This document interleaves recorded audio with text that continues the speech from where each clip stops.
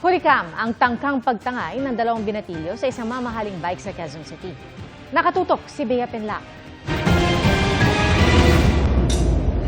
Kaswal lang na naglalakad ang dalawang 16 anyos na binatilyong ito sa isang pay parking lot sa barangay Bagong Buhay, Quezon City, Huwebes ng hapon. Maya-maya, lumapit sila sa mga nakaparadang bisikleta at tila may kinakalikot. Binabaklas na pala nila ang kadena sa isang bike roon. Ang isang batang naka-dark blue t-shirt sumakay na sa bike, habang ang kasama niyang nakaputing t-shirt naglakad paalis. Pero nang palabas na sila ng parking lot, hinarang sila ng parking attendant at hinanapan ng parking ticket. Akala ng mga bata, motor lang yung kinukuhanan ng parking ticket. So di nila alam na pati pala yung mga bike na nakaparada doon. Nang kilalanin kung sino ang may-ari ng bike, sinubukan pang magpaliwanag ng mga binatilyo.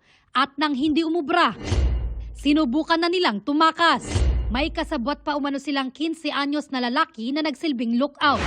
Dumayo pa sila sa Quezon City mula Quiapo para magnakaw. Sinita sila ng mga gwardya at dinala muna sa police station bago i-turn over sa Bahay Pag-asa, isang pasilidad sa mga batang nasasangkot sa krimen.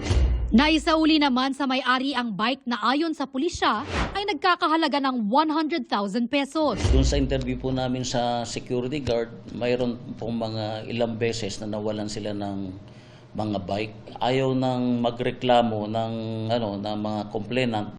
Sinusubukan pa namin kuhanan ng pahayagang management ng pay parking lot.